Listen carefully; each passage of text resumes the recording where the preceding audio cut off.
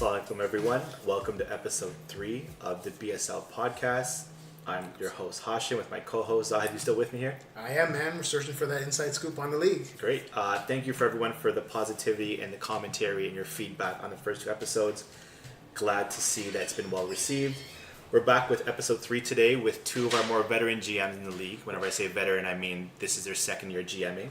Introducing Nirvaan Latif of the Nasrids and Umair Jabbar of the Seljuqs. Assalamualaikum guys, how's it going? Welcome back as GMs, gentlemen. You guys have been definitely examples of the types of individuals that carry the BSL values. You guys have been GMs for a couple of years now. Nirvaan, this is year 3 for you? This is my 4th year with Nasrids, second as GM. Second as GM. Umair, this is your second year as GM of the Seljuqs. What have you guys learned from your previous seasons? We've had our new GMs first off on our podcast. You guys are experienced GMs. What have you guys learned from your previous years that you carried over this year? Before you answer, I think I should clear something up. I think we've confirmed it's Seljuqs, not Seljuqs. Yeah. So everyone thinks the J is pronounced like a Y because it's European. No, we make it sound. Zaid told me. Zaid one day came up to me last year. He's like, "It's Seljuk," and I was like, "I'm pretty sure it's Seljuk." And then, I called it Seljuk forever. Yeah, so I YouTubed it, and lo and behold, it is Seljuk. So I think, yeah, we can put that debate to rest. So Seljuqs, it's gonna take some getting used to. So I'm sure there'll still be. So what did the Seljuqs learn from the previous year? Like the team, or what did I learn from GMing? GMing. I feel like I'm speaking too loud. GMing, I mean, I'm cut from a different cloth, so there's certain things you have to kind of that come with the league that you have to kind of adjust to or work around. But what I've learned is, I mean, as long as you get quality guys out there, you get guys that are willing to have fun but still be motivated to win. That's the most important thing. If you look at the Mamluks that had that super year, like the bottom was hitting, I think the lowest guy on their team was hitting 465, right? They were just riding that wave, right? You have fun, you have a good time, everybody stays relaxed, and that's what softball is. Stay relaxed, have fun, and I think that's the kind of environment we're trying to create. That look, have fun, but at the same time, everybody's out there to compete.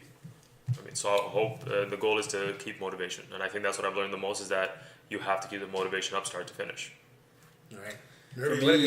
For me personally, like I not only look within our team, I look at other teams. You know, the best practices from other teams. Yeah. So if you look at the Ottomans, Hashim is familiar with their pre-game warm-up. There's a reason why they do so well during the regular season.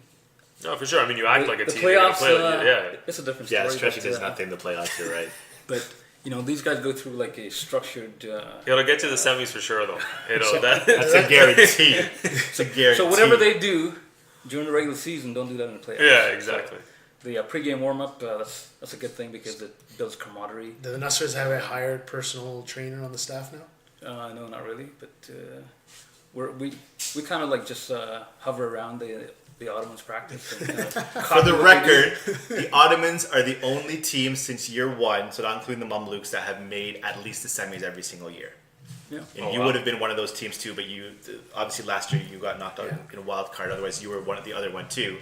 And the Mamluks, since they've been put in, have always made the semifinals, I believe. Maybe not in year 2, actually.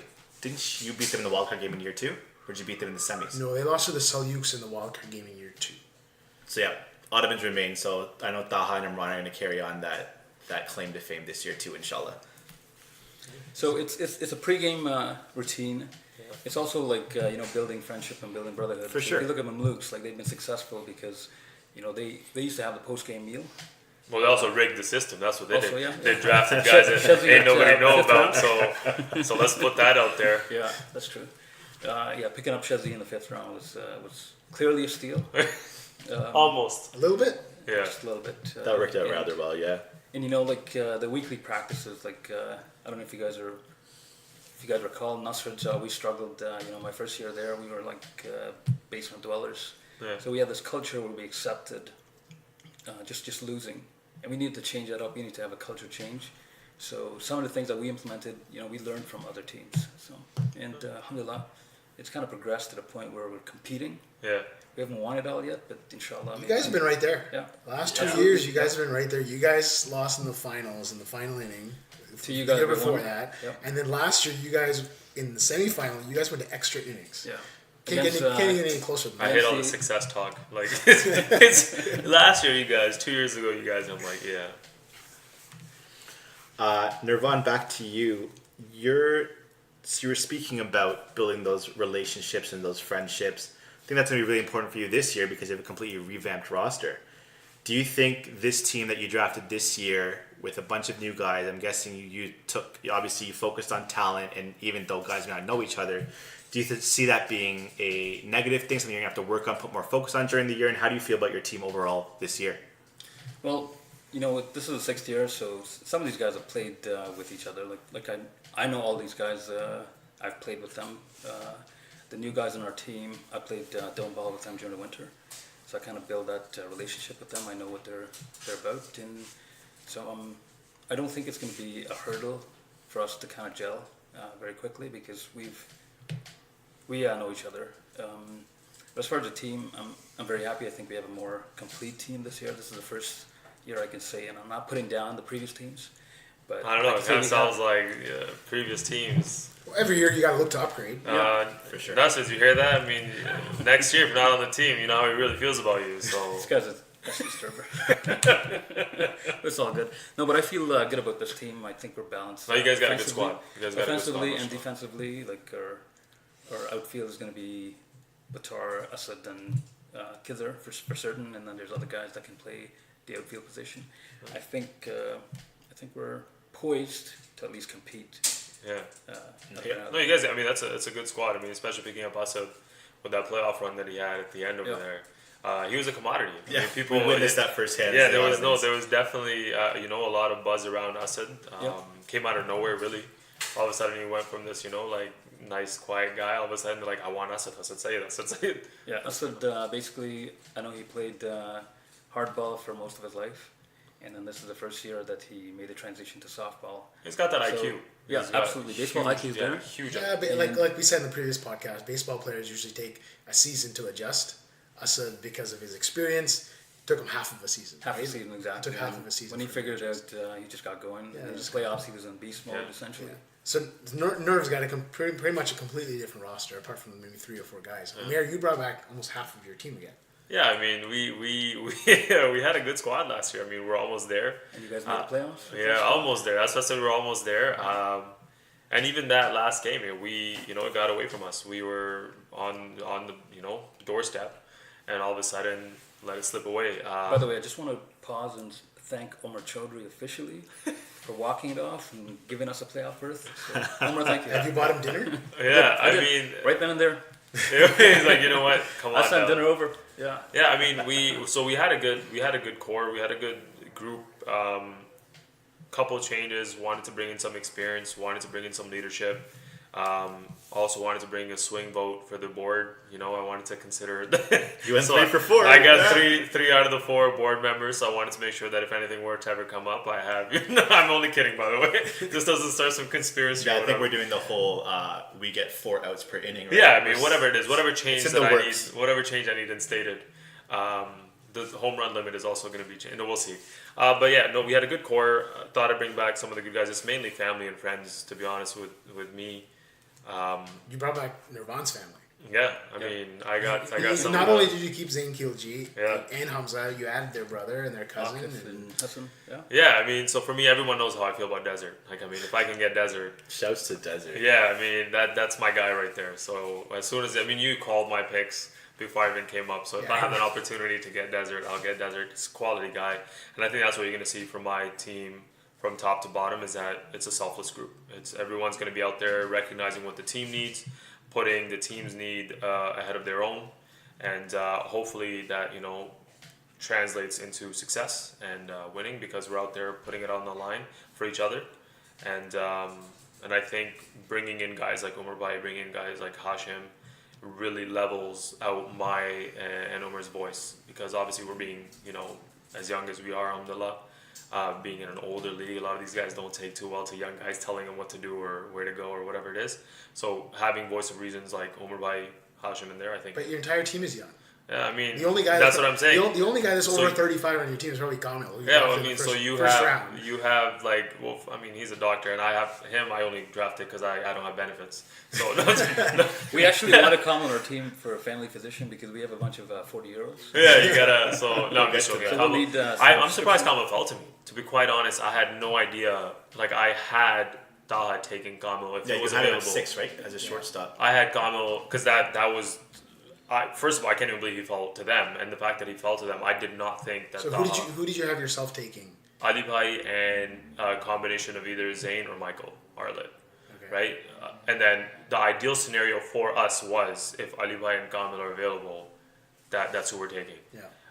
But then Umair Sheikh threw a curveball at me. I thought it was in the clear, but then he took Ali Bhai. So you didn't know going into the draft that he was going to take Ali Bhai? No, I didn't know. I know a lot of people wanted Ali Bhai, Yeah. given the bat with his pitching. Omer even said in episode 1 that he thought everyone was surprised that Riz went at 6. Yeah. Not because of the talent, because he's worthy of being falling over there, but everyone thought the Ottomans would go a different direction. Yeah.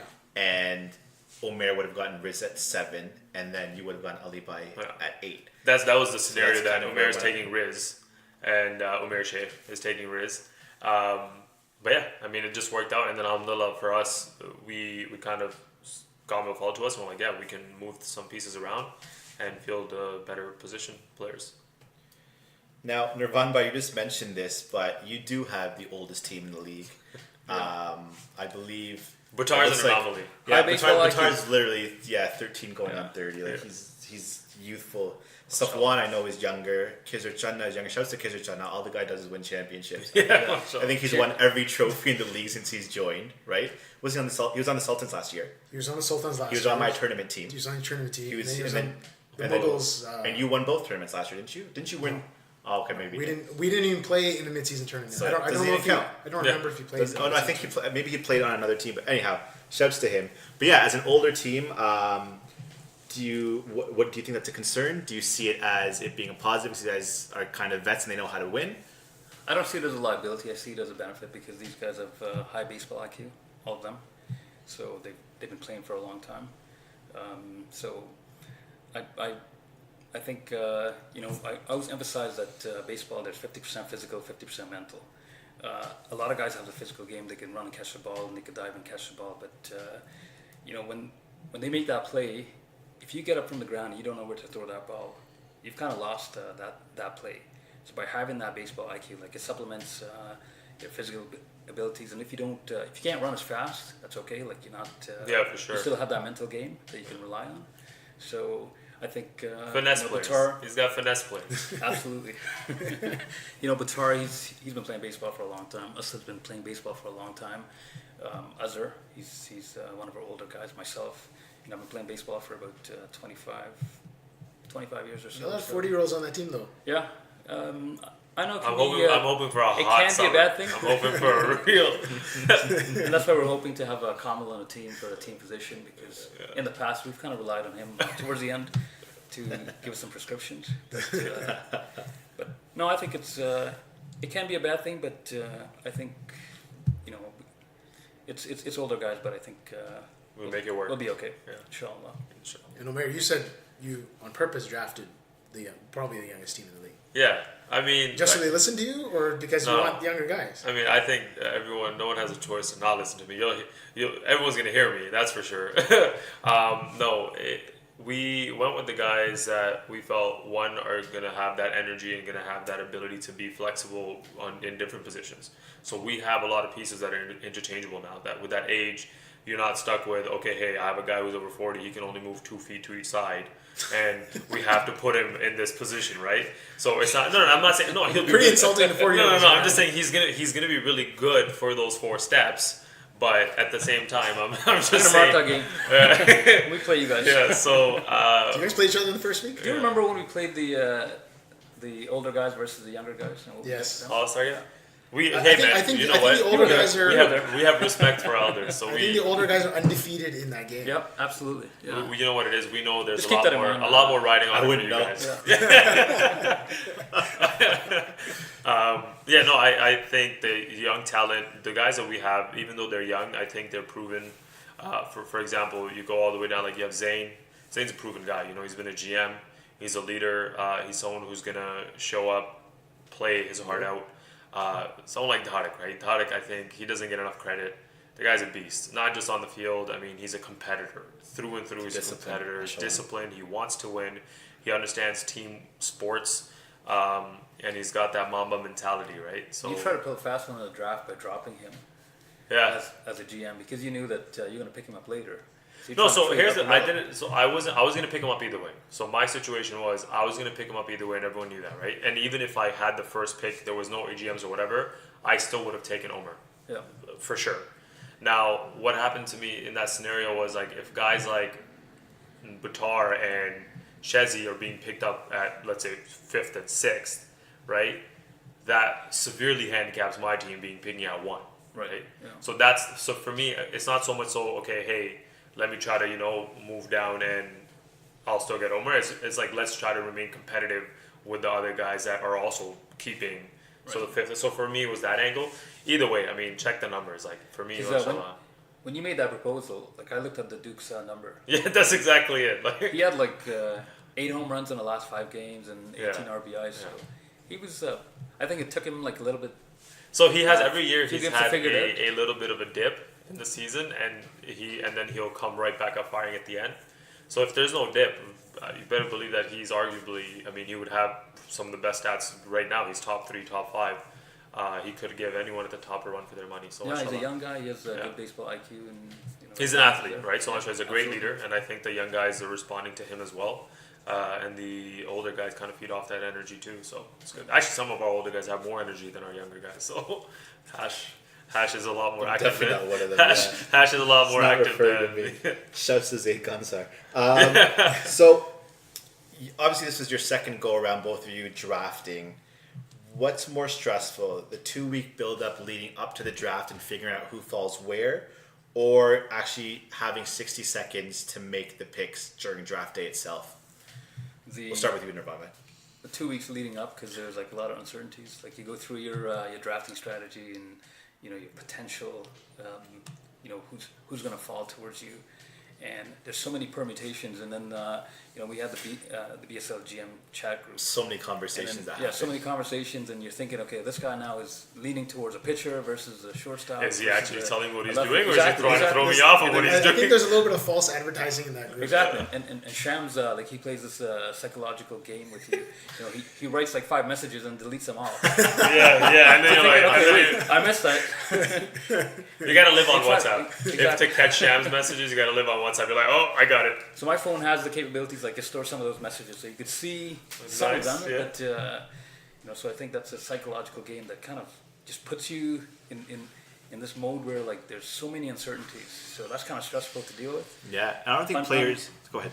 Sorry, on draft day itself, like the first couple of rounds, you kind of know who you're going to draft, and then I think the most stressful part is like the later rounds, because you're trying to find the hidden talents and the guys who sort of gained that experience last year, and this year is like going to be their breakout year. So it's kind of stressful in the later rounds to have 60 seconds and pick the right people there. So I don't know if players really realize how many conversations go on in the days leading up to the draft between the time that the order is dropped and the actual day of the draft. I mean, those are like my worst billable weeks at work, and so many side conversations. I think it was in year 2. Zahid, correct me if I'm wrong, but I think we did it maybe 10 days or 2 weeks beforehand. And I talked to every single GM I don't talk to anyone on the phone. And I had full out conversations with guys on the phone, like who's going where. And the draft that I think the Ottomans did the best in was when we picked out of a hat like the day of the draft, because we were just like, I thought that was the best, because you just rank your guys throughout. There's no conversation. You just pick the best player available, because you're not thinking, oh, this guy's going to do this, because we literally picked the players at Rafts, at Baseline Sports, the day of the draft, and we gave each, I think, maybe 10 minutes, and then we started. So we had a new pool of GMs this year, so they're all eager. Oh, I want to know the draft order. I want to know the draft order. And so they found out the draft And order. we just, and our former GM just sat back and watched and just enjoyed our time off. We warned you, right? And so I'm pretty sure next year they're gonna be like, okay, we need to have their draft order closer to the draft, so our lives are miserable for 2 full weeks trying to figure out whatever It's GM's gonna overrated, do. man. Yeah, tell us about your thoughts. Do you want to talk about the draft itself or the build-up? To be quite honest, I don't think any of it's stressful. Like you guys are taking it a little. Well, you're picking your friends anyway, so It's not even that. You're not gonna get who you get. It's a little too serious for how I go about it. I know everyone has like mock drafts and charts and stuff. Me and Hadik tried. Don't get me wrong. We tried to get together. It lasted about 15 minutes, and we're like, you know what, man, we have the top 2, 3 kind of who we want to go after.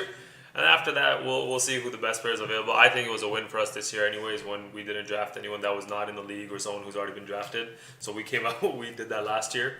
We had a mix up in the draft because we didn't prepare. But this year, I mean, we kind of just went with whoever's the talents on the guys. They're good guys on the board now that we know. Hey, they have the experience. They've been doing well. As Nirvaan said, it's the later rounds are kind of stressful. But at that point, if you come out with something great, awesome. If not, then you're already expecting that, hey, they're going to be just that role player pitching here and there. Well, and with the late rounds too, I mean, majority of the guys in the league have been playing since year 1 or year 2. Yeah. So you have a huge bank of stats to base it upon. Like, okay, am I going to the 2015 version of this guy that was most in candidacy for most improved? Am I got the 2017 version wherever this guy was not who he was? So there's a consistency level as to who you're taking. Like, you know it's there. You know the talent's sure. there, and all of a sudden it's like, which one am I going to get? Yeah. But no, I don't think it was me. A little bit of it when I was trying to figure out that trade. That's the only bit I was like really involved. Like, hey, what to do, what not to do. Otherwise, yeah, it was pretty much business as usual. you guys, both of you talked about those sleeper picks in the bottom of the draft. Yeah. Who do each of you think are your sleeper picks that are gonna break through this year and have the year that everybody's been anticipating from those guys? Oh, from those guys? I mean, I got the draft board here for you guys to see. yeah, So, Nirvaan, you can go first. Okay, so we have there's 3 guys on our team that I think could potentially have good years. Nirvaan Latif. just good years or breakout years? Pretty I mean, decent. define breakout year. Like, you're talking like a guy. They have a career year. They can raise their batting for average them, by right? 200 Like a points. Career year for them. I think they can raise their batting average 200 points. If they 200 actually- points. Yeah, 150, 200 points. Oh man. Basically, Nirvaan Latif, Azhar, and Tucky. Tucky's an athlete. Like, he plays soccer. He has good coordination. He hits the ball really well, and he's fast. And I just don't know why his average is like. Why it's not adding up, eh? It's like you Exactly, have all the yeah. intangibles. And So I think maybe it's just minor tweaks for his swing or his approach to the game that could raise his batting average. Azhar, if we can get Azhar to show up like 10 minutes before the game instead of 5 minutes before the game. So, insider information, the first year that I drafted Azhar, can't remember what year it was. I think it was the year 2017. At the draft, I called Azhar. And I'm like, listen, I'm going to pick you here, but I need you to make a commitment for me. You got to be here 10 minutes before the game. He's like, I can't promise that. I'm like, okay, promise you'll be here 10 minutes before half of the games. He promised that for me. So maybe you want to make that phone call to Azhar. Yeah. But if you look at Azhar's stats, like the second game, he always does well because the first game he's warming up. So if he has the He doesn't Ottoman's stretch. He mentality, just shows up and goes straight Dude up. plays. he's actually He's really stretching good. during that first Yeah, game. You see him in the outfield, he's stretching Well, in because the he's outfield. coming from like ball hockeyers. This is like activity 4 of the day. He plays 90 minutes of outdoor soccer Sunday mornings before he comes to softball. Oh, Yeah. man. And then he's still doing jumping jacks in the outfield. Yeah, that's what I'm saying. You see him in the outfield. So he's an energizer, buddy. Yeah. He doesn't get tired. he has a lot of energy, but I think if he just comes up and just a couple swings, just to get into your rhythm, Yeah. it'll make a difference. And the other guy was. So which side is Nirvaan batting this year, left or right? It's a good question. First we have to get Nirvaan to hold the bat properly. That's why I tried getting him to bat left last year.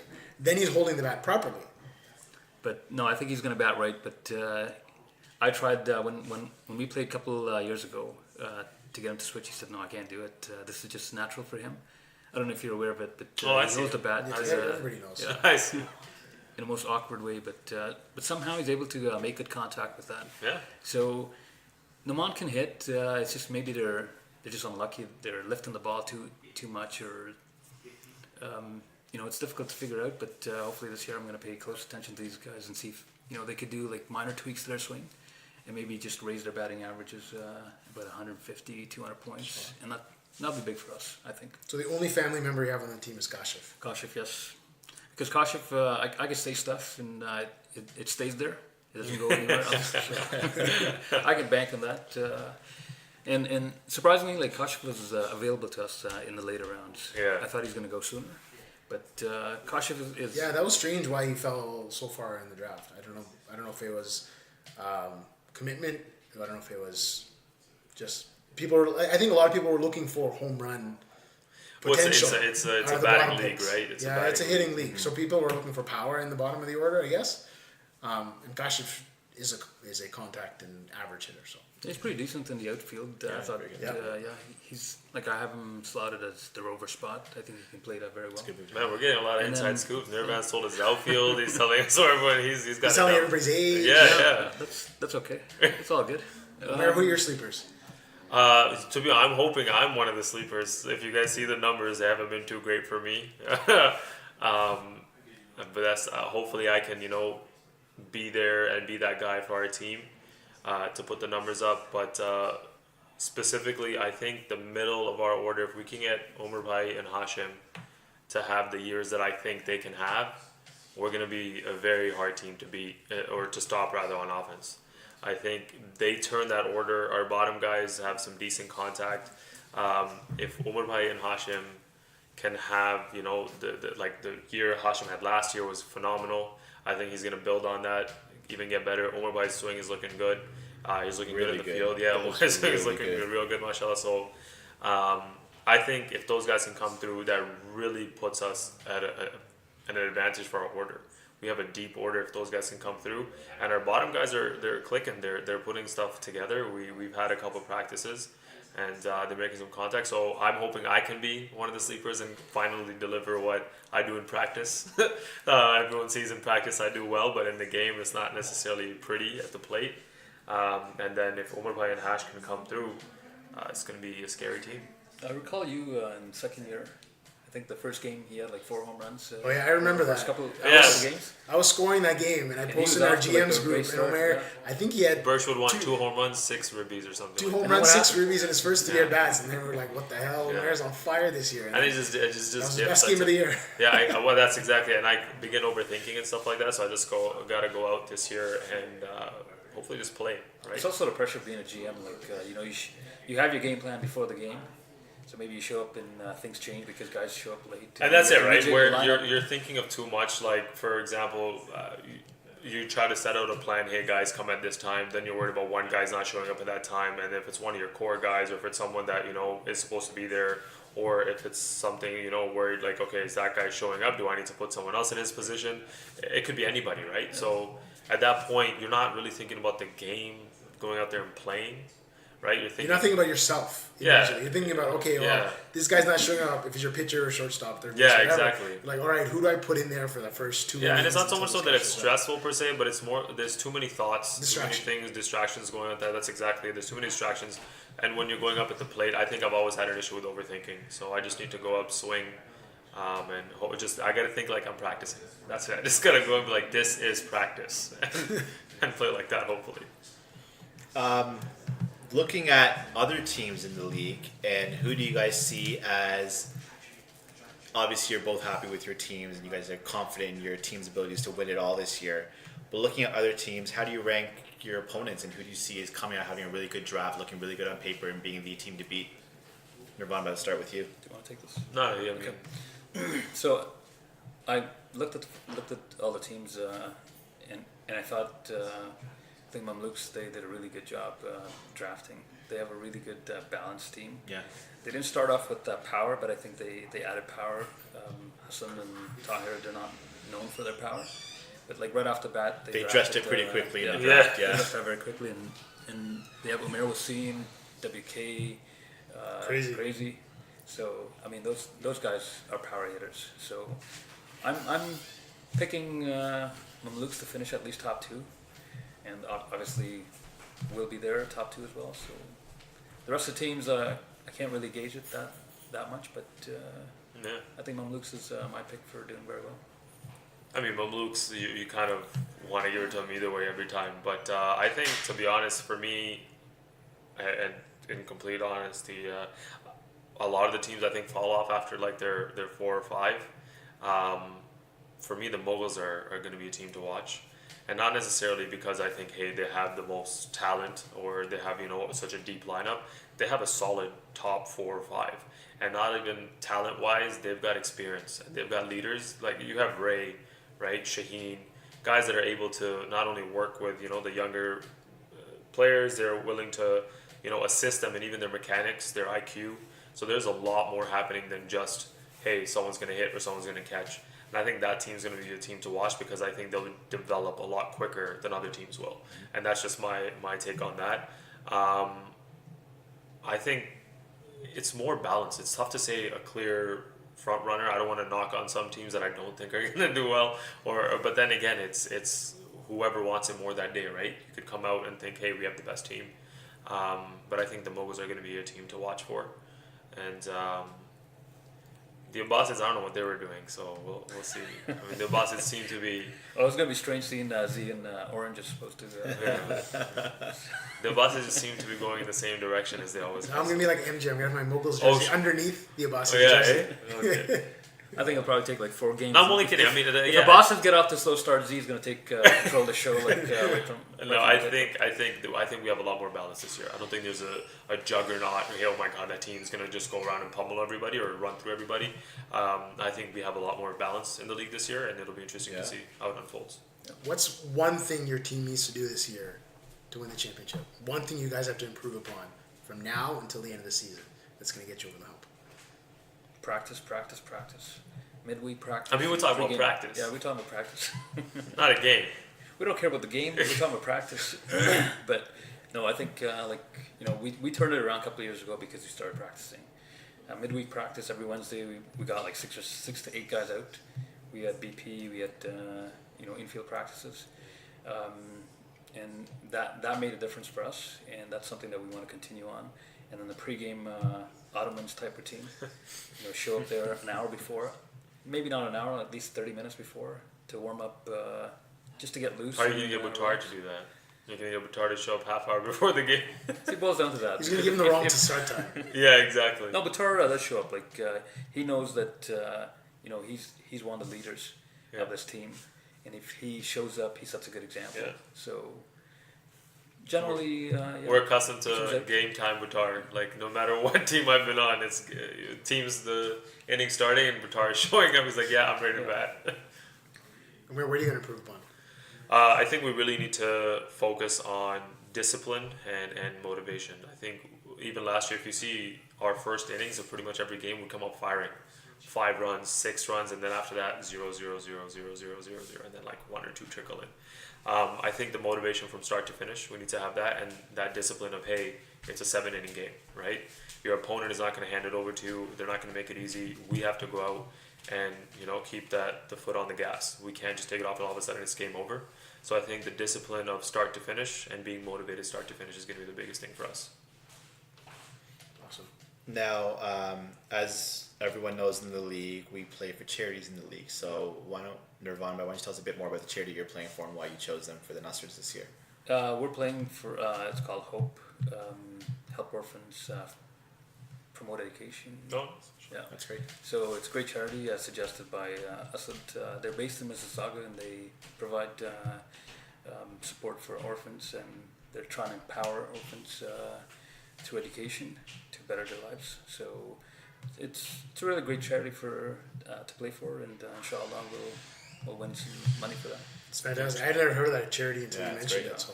And they've been operating for about 6 years now. That's great. It's a great initiative. Yeah. That's a great initiative. Primarily, they're helping orphans now in Pakistan, but they have a mandate to support orphans throughout the world. So, Umair, how about you? So we're doing Islamic Relief Canada. We were looking at Smile to look at initially, but someone else picked them. So alhamdulillah, that is being represented as well. But Islamic Relief, I mean, we see them everywhere, right? We know that any cause, any Muslim, country or people that need help, Islamic Relief is always at the forefront. They're running different campaigns. They have Ramadan. They're helping people, build water wells. They're helping with victims of certain disasters or whatever it is. Islamic Relief is always at the helm. And I think the more we can support organizations, of that caliber, I think it does well for Muslims all over the globe. Not just, and they do stuff locally as well, which is great. So they're doing stuff locally and internationally, and I think it's a great cause or a great organization for us to get behind. That's awesome, guys. 2 great charities. We wish you guys all the best throughout the season. It was exciting chatting with you guys, getting your perspective on the league. And this is the most and our mellow teams. podcast. This isn't the most. That's surprising because you're on it. Yeah, I mean, I came in. I was like, you know what? I'm going to be mature and just You're going to be disciplined. sit back. That's it. So I'm leading by example. Just sit back, don't make jokes. Also, I don't want Nirvaan. I wanted him to have a chance to speak because he was a little worried that he may not. Yeah, I thought it was That's gonna where be he like spoke 5 too much. Told us everything about his team. Yeah, he's like, let me tell you. So Let me tell you about Batar's hip adductor and what's happening It's with more like that. interrogation. no, alhamdulillah. It's you know what? The season can't come soon enough, and excited to get out there with everybody. And it's more, you get to see your brothers every Sunday. It's great to play. It's great to be there, but it's that environment that alhamdulillah BSL set. Guys come out, have a good time. Families come out. It's a great place to be. It's a day out for families. It's a day out for guys. A lot of the older guys, don't have a lot of stuff going on in their lives. So they have, some sort of excitement. Besides children, yeah. Yeah. Other than that, you have some nothing sort of, else going on, you have yeah. some sort of something to look forward to on Sunday. So it's good for them. To, and it's like almost like a charity we're doing for them too. So alhamdulillah. June 9th cannot come soon enough. 20 days away from. Yeah, 3 weeks. Yeah, I think 3 weeks exactly today, right? 3 weeks. Inshallah. All right, guys. Awesome. Great chatting with you. Thank you. No, thank you so much, guys. Take care, inshallah.